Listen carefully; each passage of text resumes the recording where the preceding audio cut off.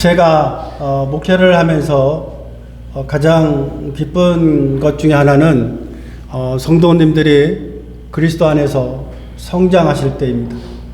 믿음으로 성장하고 또 그들의 경험이 늘고 이런 것을 좋아합니다.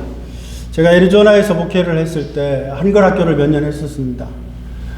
제가 사랑하는 집사님들이 계셨는데 그 중에 한 분은 늘 웃으셨어요. 늘 웃고 또 저한테 이렇게 좀 다정하게 대해 주셨습니다. 지금도 그분 생각하면 마음이 따뜻합니다.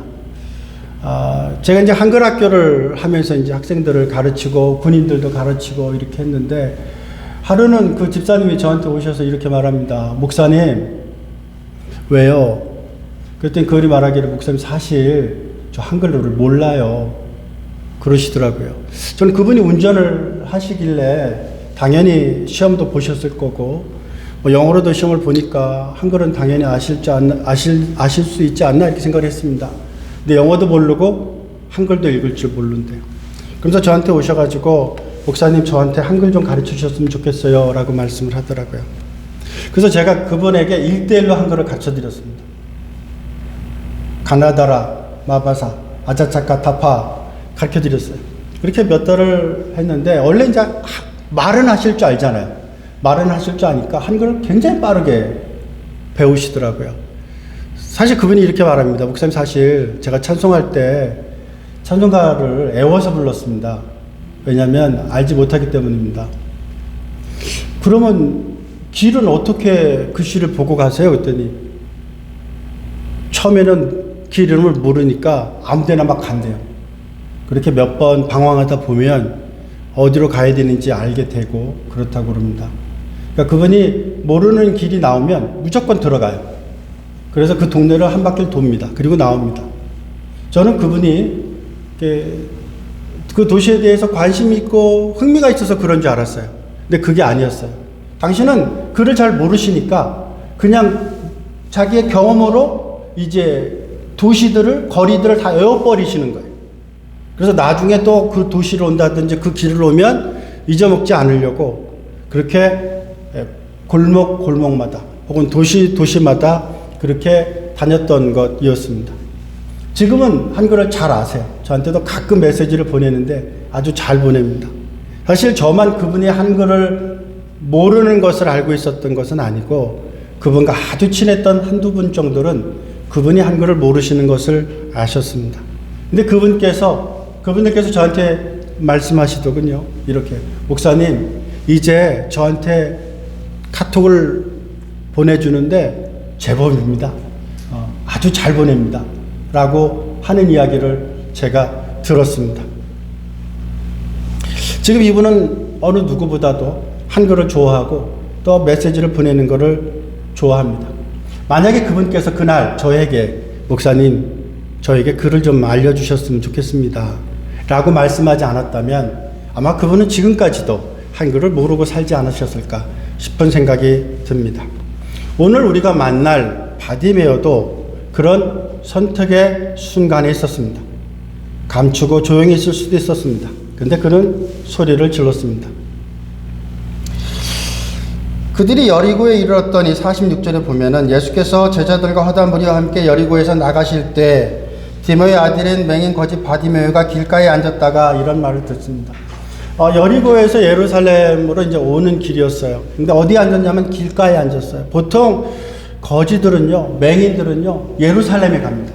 왜냐면 예루살렘에 가면은 성전에만 앉아 있어도 사람들이 많이 주거든요, 돈을. 근데 이분은 어디 있었어요? 길가에 있었습니다. 조그만 도시 길가에 있었어요. 그러니까 어찌 보면 지금 이제 6월절 때문에 사람들이 이제 여리고에서 예루살렘으로 이렇게 쭉 가고 있는 그 중요한 통로이기는 했습니다. 그러나 그는 그렇게 많은 돈을 벌 수는 없는 그런 자리에 있었던 것 같은 생각이 듭니다. 왜냐하면 그가 길가에 있었기 때문입니다. 사람들은 그가 누군지 알았었던 것 같아요. 왜냐하면 그를 부르기를 뭐라고 부른다고요? 바디메오, 디메오의 아들 바디메오라고 부릅니다. 아마 디메오가 그 도시에서 약간 유명한 사람이었던 것 같아요. 그래서 디메오의 아들 바디메오라고 하면은 대충 그가 누군지 알았던 것 같다라고 학자들이 이야기를 합니다. 어찌 보면 모르는 이름일 수도 있겠죠. 그죠? 사람들은 별로 관심이 없는 이름일 수도 모릅니다. 그런데 마가는 그의 이름을 기억했습니다. 아니, 하나님은 그의 이름을 기억하셨습니다. 그리고 그의 이름을 성경에 기록했습니다. 여러분, 저는 여러분들이 오늘 하나님 말씀을 들을 때 여러분의 이름이 하나님의 생명책에 기록되기를 주의 이름으로 축원드립니다. 물론 이미 여러분들은 하나님의 생명책에 기록되셨습니다. 그러나 오늘 또 다시 그것을 기억하고 다시 그것을 회복하는 그런 시간이 될 수 있기를 바랍니다. 바디메오를 보면 그는 그렇게 소극적인 사람은 아니었던 것 같습니다. 세상에 대해서 귀를 열고 있었던 사람 같습니다. 비록 눈은 보이지 않았지만 그의 마음은 세상을 향해 열려 있었던 것 같습니다. 눈앞은 어두웠지만 그의 마음은 결코 어둡지 않았던 것 같았습니다. 사람들의 말소리가 들리면 궁금했던 것 같습니다. 예수님께서 오시고 있습니다. 사람들에게 묻습니다. 뭔가 시끄러운데 무슨 일이냐 묻습니다. 그래서 사람들이 말하기를 뭐라고 말하냐면 나사렛 예수라고 말합니다. 누구라고 말한다고요? 나사렛 예수라고 말합니다. 예수님을 가리켜서 나사렛 동네에서 온 예수다라고 말합니다. 다윗의 자손이라고 말하지 않습니다. 그리스도라고 말하지 않습니다. 메시아라고 말하지 않습니다. 나사렛에서 온 예수라고 말합니다. 그런데 그 말을 들은 바디메오는 사람들과는 다르게 반응합니다. 뭐라고 말하냐면 그가 말하기를 47절 말씀에 보면은 나사렛 예수시란 말을 듣자마자 소리를 지릅니다. 그리고 다윗의 자손이요 라고 말합니다. 뭐라고요? 다윗의 자손이요. 여러분, 우리가 마태복음 1장 1절을 기억하고 있습니다. 아브라함과 다윗의 자손 예수 그리스도의 세계다라는 말씀은 여러분들이 들어서 기억하고 있습니다. 다윗의 자손이라는 것은 메시아요 이런 뜻입니다. 근데 여러분, 요한복음 1장 46절에 보면 나다네엘의 예수님에 대해서 뭐라고 말했냐면 나사렛에서 무슨 선한 것이 날 수 있겠느냐라고 말합니다. 그래서 사람들이 나사렛 예수라고 말하면 뭔가 포인트를 가지고 뭔가 중요한 생각을 가지고 그분이 메시아다, 그분께 기도하면, 그분께 간구하면, 그분께 요청하면 우리의 기도를 들어주실 것이다 라고 믿지 않았다는 겁니다. 근데 바디메오는 달랐습니다. 바디메오는 나사렛 예수라는 말을 들었는데 그는 뭐라고 말합니까? 다윗의 자손이요라고 말합니다. 사무엘하 7장 12절부터 16절에 보면은 나단의 신탁에 나옵니다. 나단은 다윗을 가리켜서 이렇게 말씀합니다. 너의 씨에서, 너의 자손에게서 메시아가 나타날 것이다. 그리스도가 나타날 것이다. 내가 그 왕위를 영원히 견고하게 할 것이다 라고 사무엘하 7장 12절부터 16절에 약속하십니다. 그러니까 다윗의 자손에서 메시아가 그리스도가 나온다고 나단이 약속하셨습니다. 이것이 나단의 신탁입니다. 이스라엘 사람들은, 유대인들은 1000년 동안 다윗의 자손에서 메시아가 올 것을, 그리스도가 올 것을 믿었습니다. 그런데 정작 그리스도가 오셨는데, 우리의 예수님이 오셨는데 사람들은 예수님을 가리켜서 무엇이라고 말합니까? 다윗의 자손이요? 아닙니다. 나사렛 예수라고 말합니다. 나사렛에서 뭔가 선한 것이 나겠느냐라는 이 나다나엘의 고백 같은 그런 고백이 그들의 고백이 아니었나 싶은 생각이 듭니다. 그런데 오늘 말씀의 주인공, 어찌 보면 하나님께서 주목했던 이 바디메오는 예수님을 그렇게 생각하지 않았습니다. 여러분, 아는 것과 믿는 것은 달라요.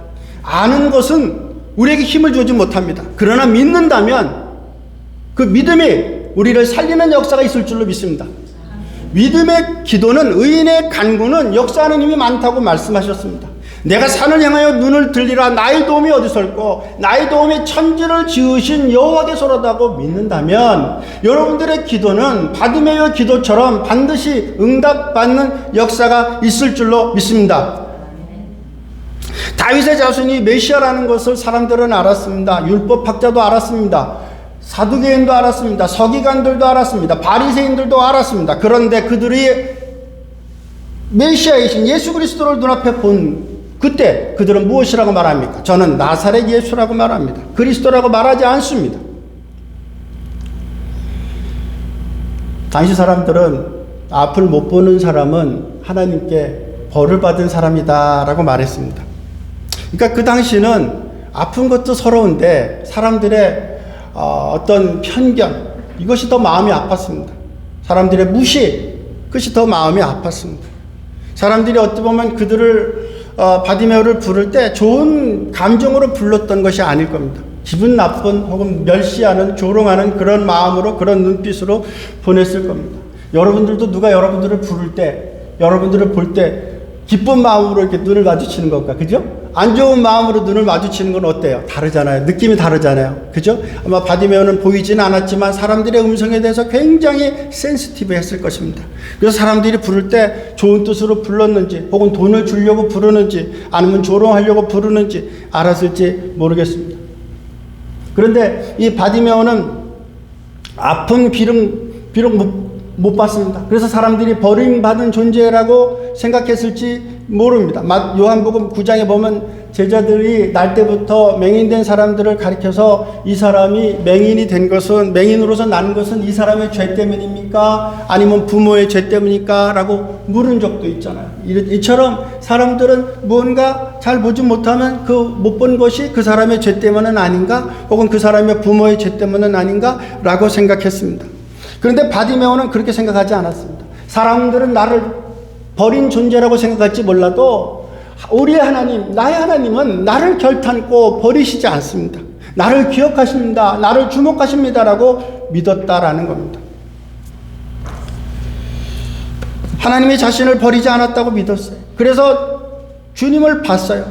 주님을 만났어요. 그리고 나사렛 예수라고 말했는데, 나사렛 예수라는 그 말을 바디메오는 사람들이 말하는 것을 믿지 않았어요. 그리고 그는 사람들이 말하는 것과는 완전히 다르게 말합니다. 뭐라고 말합니까? 다윗의 자손 예수여라고 말합니다. 그것이 47절입니다. 나사렛 예수시라는 말을 듣고 소리질러 이르되 다윗의 자손이요. 그 다음에 뭐랍니까? 그 다음에 48절 말씀에도 보면 사람이 막 꾸짖습니다. 조용히 하라고 합니다. 시끄럽다고 합니다. 그런데도 뭐라고 그러냐면 다윗의 자손이요 라고 다시 한번 큰 소리로 말합니다. 더 큰 소리로 말합니다. 주님, 저를 통해서 하나님의 사랑을 보여주십시오. 하나님의 살아계심을 보여주십시오. 내가 눈이 보이지 않는 것이 죄 때문이 아닌 것을 보여주십시오 라고 말했다라는 것입니다. 근데 이 고백을 누가 했습니까? 제사장이 했습니까? 율법학자가 했습니까? 서기관이 했습니까? 바리새인이 했습니까? 아닙니다. 46절에 보면은 바디메오에 대해서 수식어가 굉장히 많아요. 디메오의 아들이라고 말한 다음에 그 다음에 뭐라고 그러냐면 맹인이라고 그래요. 그 다음에 또 뭐라고 그래요? 거지라고 그래요. 사람들이 이렇게 잔인합니다. 잔인해요. 계속 그를 아프게 해요. 그냥 바디메오라고 그러면 되잖아요. 길가에 있었던 바디메오라고 하면 되잖아요. 근데 그를 가리켜서 굳이 맹인이라고, 그를 거지라고 까지 얘기할 필요는 없지 않나요? 근데도 사람들이 이렇게 잔인합니다. 그리고 다윗의 자손이요, 다윗의 자손이요, 예수여 나를 불쌍히 여기소서라고 고백한 예수를 부르자 사람들이 바디메오를 향해서 이렇게 말합니다.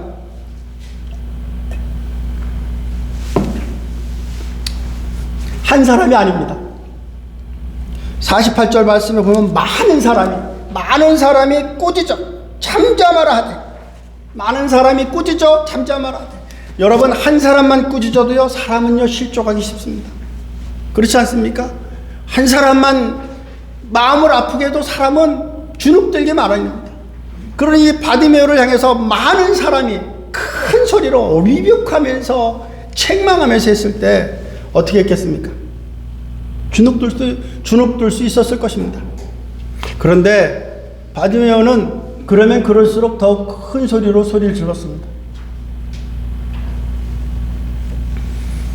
여러분들이 나무를 길러보면 알지만 나무가 이렇게 자랄 때 가지를 자르면 안 자랄 것 같지만 더 많은 가지들이 순을 냅니다. 잡초가 안 자라도록 돌로 이렇게 눌러놓으면 더 옆으로 퍼집니다. 생명이 있다면 앞으로 나가는 겁니다.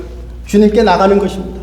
여러분들이 오늘 주님께 나아가 이 바디메오처럼 주님을 붙잡을 수 있는 이 시간이 될 수 있기를 바랍니다. 여러분, 바디메오는 알았습니다. 이 순간이 지나면, 이 기회가 지나면 다시는 예수님을 못 볼 수 있다라고 그는 생각했다는 거예요. 여러분, 거기에 허다한 사람들이 있었습니다. 많은 사람들이 있었습니다. 바디메오만 있지는 않았을 것입니다. 거기에는 중풍병자도 있었을 수도 있습니다. 거기에는 병든 사람이 있었을 수도 있습니다. 그런데 유독 바디메오만 예수님을 향해서 다윗의 자손 예수여라고 말합니다. 여러분, 많은 사람들이 있어도 예수님을 터치한 것은 12의 혈루병 걸린 여인이었다라는 것입니다. 그러므로 예수님이 있는 그 자리에 내가 있는 것이 중요한 것이 아니라 예수님이 있는 지금 이 자리에 예수님을 만나고 예수님을 터치하고 예수님의 음성을 들으시고, 그래서 여러분의 기도가 응답되는 시간이 되시기를 주의 이름으로 축원드립니다. 그는 더욱 크게 소리 질렀습니다. 여러분, 사람이요 이러면 이럴수록 어떻게 할까요? 돈 냅니다. 그렇지 않나요? 자그만 소리로 조용히 했는데 조용히 안 해요. 그러면 죄송합니다.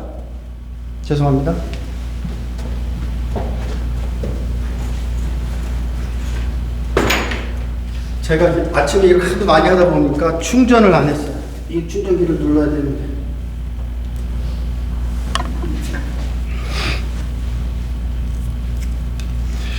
여러분, 컴퓨터도요, 자기 힘이 있어요. 배터리를 넣으면. 그죠?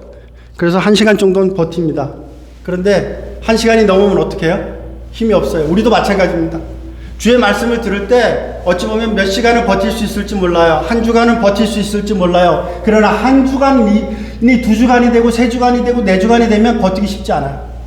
저희 교인들은 안 그러는데, 제가 목회하면서 보면 몇 달 동안 외국에 갔다 오신 분들이 있어요. 갔다 오신 분들 보면 눈이 달라요.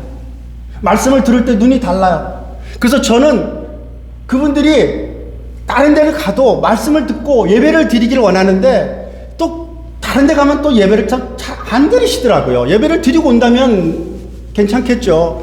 그러니까 믿음이 없는 분들을 모시고 믿음이 있도록 가르치려고 하고 같이 영적인 교제를 하려고 하다 보니까 쉽지 않았습니다.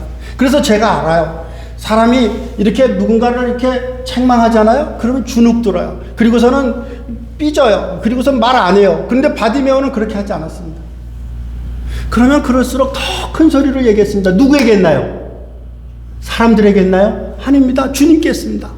주님께 했습니다. 여러분, 바디메오만 소리 질렀을까요? 아닙니다. 제가 요즘에 대통령님께서 사람들을 만나려고 뭐 이렇게 시장 같은 데 다니는데 보면은요, 사람들이 막 불러요. 부르고 어떤 사람은 악수하고 어떤 사람은 사진 찍고 그래요. 거기 사람이 다 사진 찍고 거기 사람이 다 악수하고 하지는 않아요. 기대하는 사람, 소망하는 사람, 뭔가 나는 좀 대통령 만나보고 싶다는 사람이 터치하겠죠. 여러분, 이 바디메오는 그랬다는 겁니다. 여러분, 기도를 포기하게 만드는 것은 하나님이 아닙니다. 기도를 포기하게 만드는 것은 사람들입니다. 환경입니다. 여러분, 그런 것에 주눅들지 않는 우리 모두가 되실 수 있기를 바랍니다. 주변의 시선, 내 안의 체면, 이래봤자 뭐가 달라지겠어 라는 익숙한 체념, 이런 것들을 내어버리고 바디메오가 예수님을 향해서 주 다윗의 자손이요. 여러분, 이러면 굉장히 위험합니다. 잘못하면 로마 군병에게 끌려갈 수도 있습니다. 눈이 낫는 게 눈이 낫는 게 다가 아닙니다. 눈이 보여지고 난 다음에 그는 험악한 일을 당할 수도 있습니다. 그런데도 그는 상관하지 않았습니다. 그가 정말로 원했던 것은 보는 것이 아니었다라는 것을 저는 압니다. 그가 정말로 원했다는 것은, 그가 정말로 주님을 만나고 싶었던 것은, 그가 정말로 눈을 떠서 무언가 원하는 목적은 무엇이냐면은 52절 말씀에 보면 내 믿음이 너를 구원하였느니라 하자마자 그가 곧 보게 되어 예수를 길에서 따랐다 그럽니다. 여러분, 마가복음은 주님이 말씀하시면 곧 역사합니다. 즉각적으로 역사하세요. 내 눈이 보여줘라, 나라 그러면 그냥 눈이 떠지는 거예요. 기다릴 필요가 없어요. 내일 떠지지 않습니다. 지금 떠져요. 이것이 마가복음이 우리에게 보여준 놀라운 메시지의 특징 가운데 하나입니다. 여러분, 어떤 분들은 바디메오처럼 지금 당장 기도가 응답돼야 되는 긴급한 기도 제목이 있을 수도 있습니다. 그런 분들은 오늘 예배를 드릴 때 여러분들이 찬양할 때, 여러분들이 기도할 때 여러분들의 간구가 바디메오처럼 응답받는 역사가 있을 수 있기를 주의 이름으로 축원드립니다. 그 여집사님은 저한테 많이 머뭇거리셨을 겁니다. 내가 이렇게 말하면 한글을 몰라요. 그러면 창피할 수도 있잖아요. 목사님이 나를 무시하지 않을까? 다른 사람들한테 얘기해서 저 사람 한글도 모른대 라고 할 수 있다고 생각할 수 있지 않았을까요? 그런데 그분은 그런 걸 다 접어두고 목사님 내가 한글을 모르니 나에게 한글을 가르쳐 주세요. 여러분 그 한마디가 그의 인생을 바꿨습니다. 여러분 바디메오도 마찬가지 아닙니까? 그는 있는 그대로 솔직하게 용기를 냈습니다. 그래서 다윗의 자손 예수야 나를 불쌍히 여기셔서 했습니다. 그러자 49절 말씀에 보면 예수께서 머물러 섭니다. 여러분 예수님이 머물러 섰어요. 하나님이 머물러 섰어요. 여러분 우리가 기도할 때 하나님이 멈춰서는 기도할 수 있는 우리가 될 수 있기를 소망합니다. 우리가 말씀을 들을 때 정말로 감동이 있어서 여러분의 마음이 엠마오로 가는 그 두 제자처럼 우리가 주의 말씀을 들을 때 우리의 마음이 뜨겁지 아니하더냐라고 고백할 수 있는 우리가 될 수 있기를 주의 이름으로 축원드립니다. 아유 오늘 아니도 뭐 다음 주에 또 하면 되지, 뭐 그 다음 주에 또 하면 되지, 뭐 이번 주만 예배야라고 생각하지 마십시오. 제가 목회를 하면서 보니까 내일은 모든 사람에게 당연히 주어진 날이 아니에요. 당연히 주어진 날이 아닙니다. 오늘이 마지막일 수도 있는 날이에요. 오늘이 마지막 주님께 기도할 수 있는 날일 수도 있어요. 왜냐하면 그 감동이 예수님께 여리고에서 예루살렘으로 가는 그 순간이 날마다 있는 게 아닌 것처럼 우리가 주의 말씀을 들을 때 그 말씀이 날마다 들을 수 있는 날이 아닐 수도 있잖아요. 오늘이 마지막일 수도 있잖아요. 만약에 집사님께서 그래 내가 뭐 말하지 말지 그러면 저는 그 교회를 그만두고 난 다음에는 누구한테 배워달라고 하겠어요? 누구한테 가르쳐달라고 하겠어요? 못할 수도 있잖아요. 여러분 기회가 있을 때 주께 나아가 주께 기도할 수 있는, 그래서 예수님께서 머물러 서서 놀라운 역사를 이야기했던 것처럼 주님을 머물러 서게 할 수 있는 그런 기도의 사람들이 될 수 있기를 바랍니다. 그러면 말하기를 그를 부르라 합니다. 그런데 49절에 보면 그들이 그 맹인을 부릅니다. 그들이 누가? 그들이 누구예요? 바디메오를 시끄럽다고 책망한 사람들 아닙니까? 야 부끄럽다, 너 저리 가, 이 거지야 라고 말한 사람들 아닙니까? 근데 그들이 주님이 말씀하시니까, 하나님 말씀하시니까 태도가 바뀌어요. 그리고 그전까지만 해도 바디메오를 막 못되게 굴른 사람들이 오히려 바디메오가 막 쫓아갑니다. 그리고 막 싱글벙글 웃습니다. 그리고 말하기를 뭐라고 말합니까? 안심하고 일어나라, 그가 너를 부르신다. 안심하고 일어나라, 그가 너를 부르신다. 얼마나 멋집니까? 여러분 하나님의 사람은요 하나님이 인정하잖아요. 그럼 세상 사람들이 나를 조롱하고 나를 무시해도 그 사람들이 마음과 태도를 바꿔서 여러분들을 리스펙트하고 여러분들을 존경하고 나도 당신과 같이 됐으면 좋겠다라고 말할 수 있는 그런 역사가 있을 줄로 믿습니다. 그래서 말합니다. 뭐라 그러냐면 그가 너를 부르신다. 그가 누구예요? 다윗의 자손이에요. 나사렛 예수가 아닙니다. 왜냐하면 바디메오는 예수님을 뭐라고 그랬어요? 나사렛 예수여라고 안 했잖아요. 다윗의 자손이여라고 그랬잖아요. 그러니 그들이 예수님을 불렀을 때 그가 누굴까? 제 생각에, 여기는 없지만 제 생각에 이제 그들은 나사렛 예수라고 생각하지 않고 다윗의 자손이라고 생각했을 거예요. 그래서 그 다윗의 자손께서 너를 부르신다라고 말씀하셨습니다. 그때 뭐라 그럽니까? 50절에 보면 맹인이 겉옷을 내버리고 뛰어 일어나 예수께 나오거늘. 맹인이, 거지라고 하지 않습니다. 보이지 않는 사람이 뭐라 그러냐면 겉옷을 어떻게 하고? 내어버리고. 여러분 요한복음 4장에 보면 수가성 여인의 스토리를 제가 여러분들에게 말씀드린 적이 있습니다. 그 수가성가 여인이 예수님을 만났습니다. 그리고 다시 수가성으로 갔습니다. 그때 자기가 가지고 있었던 이 물 항아리, 물동이 버려두고 그리고 도시로 갔어요.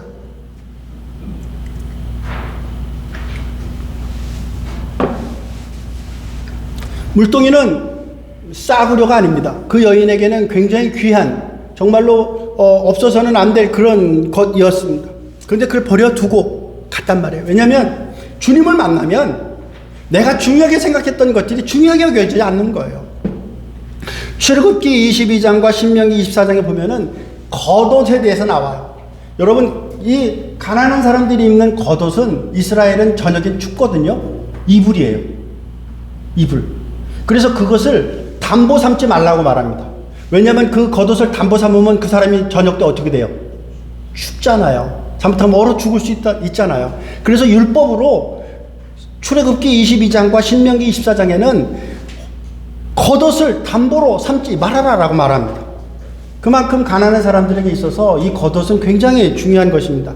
근데 이 사람이 그 겉옷을 하루만 모아서 살 수 있을 돈일까요? 겉옷일까요? 저는 그렇게 생각하지 않습니다. 아마 오랜 시간 모아서 산 것이었을 겁니다. 그러니까 특별히 겉옷을 이야기하지 않았을까요? 그런데 그가 뭐라 그럽니까? 겉옷을 어떻게 하고? 내버리고 겉옷을 벗어두고. 여러분, 이게 말이 됩니까? 아이, 예수님한테 돈도 금도 달라고 그러고 은도 달라고 그러고 내 겉옷도 가지고 있어야죠. 그런데 바디메오는 겉옷이 중요한 게 아니었어요. 분명히 사람들은 그를 백어라고 그러잖아요. 거지라고 그러잖아요. 돈을 구걸하는 사람이라고 그러잖아요. 그러니까 그 사람은 어떻게 해야 돼요? 돈을 구걸하는 태도를 가져야 돼요. 겉옷을 중요하게 여겨야 돼요. 그것이 사람들이 보는 관점이었어요. 그런데 바디메오는 사람들의 편견을 와장창 깨버립니다. 그리고 겉옷을 어떻게 합니까? 버려두고. 그럼 누가 주워갈 수도 있잖아요. 누가 훔쳐갈 수도 있잖아요.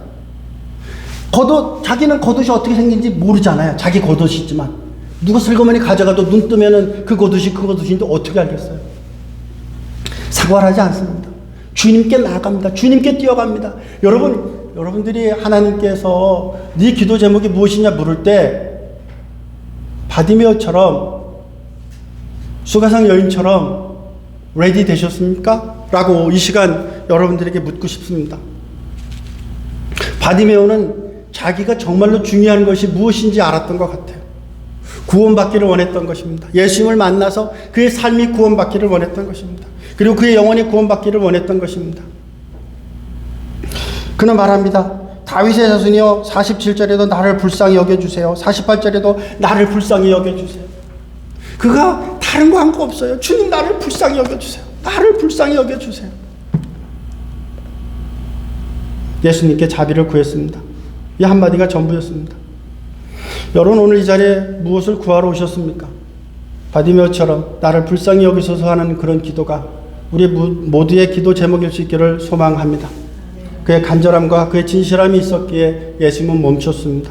그리고 51절에 이렇게 말씀합니다. 예수께서 말씀하여 이르시되, 말씀하여 또 말씀하시되, 로고스 하시되, 레마 하시되, 말씀하시되, 내가 무엇을 하여 주기를 원하느냐? 그럴 때 누가 대답했냐면 맹인이 이르되, 그 맹인이니까 예수님은 이 사람이 무엇 해주는 것을 아실까요? 모를까요? 아시겠죠. 왜냐하면 눈에 안 보이는 사람이니까. 그죠? 그런데 주님께서 뭐라고 말씀하셔요? 내가 너에게 무엇을 해줄까라고 물어요. 이것이 인격적인 하나님이기 때문에 그렇습니다. 여러분들, 우리가 기도할 때 그래요. 주님, 모든 걸 아시지요? 제가 말씀드리지 않아도 다 아시지요? 진짜지요? 그러고 가요. 그러면 하나님이 뭘 한단 말이에요 도대체? 아시죠? 모르시진 않아요. 눈에 안 보이는 사람은 보기를 원하는 거 알겠죠? 돈이 없는 사람은 돈을 필요로 하는 거 알겠죠? 근데 하나님께서 정말로 원하시는 것은 인격적인 대화예요. 인격적인 만남이에요. 그냥 에라 하고 주는 그런 것이 아니라 너 안 보여? 에이 보게 해. 봐. 이게 아닙니다. 그를 터치하시기를 원하시는 겁니다. 그를 만지시기를 원하시는 겁니다. 그와 함께 하기를 원하시는 겁니다. 여러분, 예수님께서 우리의 기도를 들어주시는 이유는 단 한 가지입니다. 주님께서 나와 함께 하시기 위해서입니다. 마태복음 1장부터 28장까지 계속해서 나오는 말씀은 임마누엘 아닙니까? 보라, 처녀가 잉태하여 아들을 낳을 것이요 그 이름을 임마누엘이라 하리니 이를 번역한 즉 하나님이 우리와 함께 계시다 합니다. 주님께서 제자를 부르시는 목적도 주님께서 그들과 함께 하시기 위해서 제자들을 부르셨습니다. 오늘 여러분들 바디메오를 부르신 목적이 무엇일까요? 바디메오는 무엇으로 응답했습니까? 내 믿음이 너를 구원하였느니라라고 52절에 말씀하시자마자 그가 곧 보게 되어 예수를 길에서 붙어 따랐다고 합니다. 은과 금은 내게 없거니와 내게 있는 것으로 내게 주니 너는 곧 나사렛 예수 이름으로 일어나 걸으라 라고 말하자마자 그 안진매가 일어나 걷고 뛰며 무엇했습니까? 성전으로 뛰어가지 않습니까? 주님께 하나님께 예배하러 가지 않습니까? 여러분, 우리가 오늘 예배를 드릴 때, 오늘 말씀을 들을 때 바디메오처럼 응답할 수 있는 우리 모두가 될 수 있기를 바랍니다. 그래서 하나님께 영광 돌리기 위해서, 하나님을 높이기 위해서, 하나님께 온전한 예배를 드리기 위해서, 여러분, 돈이 필요한 것도 목적이 무엇이에요? 주일날 예배 드리기 위해서 아닙니까? 우리가 노래를 잘 부르고 싶어요? 왜요? 하나님께 찬양으로 영광 돌리고 싶어서 아닙니까? 우리가 좋은 직장을 갖고 싶어요? 왜요? 좋은 직장을 통해서 하나님께 영광 돌리기 위해서 아닙니까? 내가 무엇을 하든지 먹든지 마시든지 주를 위하여 하라고 말씀하신 그 말씀대로 하기 위해서는 나한테 직장도 필요하고 나한테 돈도 필요하고 나한테 보게 하는 것도 필요하니까 아니겠습니까? 이렇게 하나님의 영광을 위하여 구할 때, 바디메오처럼 구할 때 우리의 기도가, 여러분의 기도가 응답되는 역사가 있을 줄로 믿습니다. 오늘 주님께서 우리에게 묻습니다. 내가 무엇을 하여 주기를 원하느냐? 여러분들은 무엇이라고 대답하시겠습니까?